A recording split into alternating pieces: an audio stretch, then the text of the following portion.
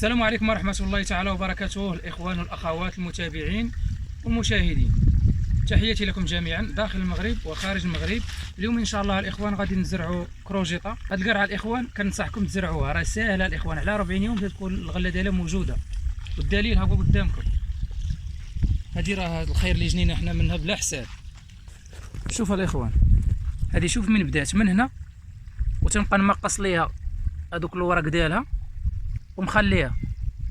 هادي راه تقريبا من رمضان وحنا كناكلو منها، ودابا هو شهر 6، راه شهرين هادي وحنا كناكلو منها. تنبقى نحيد دوك الوريقات وباقا غاديه، وغادي نوجدها الاخوان اللي في الجهه الاخرى باش ان شاء الله تكون موجوده. هادي راه خلفت صراحه، غير حنايا بقينا كنسقيوها وتنقلعوا منها. تابعوا معايا هذا الفيديو وما تنسوش الاخوان تدعمونا.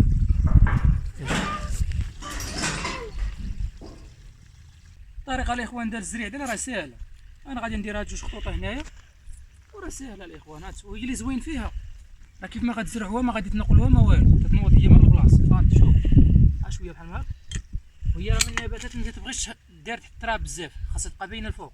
لا هبطتوها تحت التراب تقدر تمنك تيغلب عليها التربه. مثلا حنا نديرو جوج، طالما نكت وحده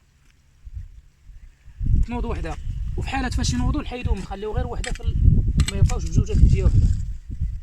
وانا دابا عارف ان هي تتنوض من هي بحال الزريعه اللي شريتوها، شنو الزريعه باش تحققوا فيها مزيان.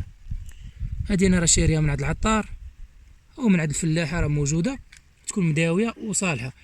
واحد المعلومه، بحال ما هادي دابا تكون منفوخه مزيان وقاصحه، هادي ما غاديش تمنك. ولا لقيتو شي وحده مثلا خاويه كاين احتمال تمنك، من الاحسن نديرو منها جوج ولا ثلاثه.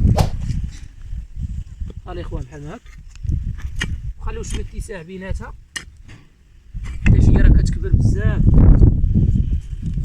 حيت قال لي اخوان راه كدرع بحال هكا، ردوا على تريبه بحال هكا. والجهه الاخرى حتى هي هاي ساهله، ما ديروش عليها التراب بزاف باش تخرج النبته بالزرب. غاديش ديتها من الوقت ديالكم بحال هكا مباشره الاخوان. بعد ما كملت من الغريس من الزريع نسقيوها، وفي الحال سخونه الاخوان نسقيو كل نهار. في هذا الوقت ديال الخريف من الاحسن تسقيو مع العشيه وتلقاه الليل مزيان، داك الماء ما كيتبخر ما والو، وتستافد منه هذيك النبته اللي زرعتو. وسقيو كل نهار الاخوان، راه ما تخممش ما حتى شي حاجه. الحال سخونه الاخوان، دابا جاي غير وقت الصيف،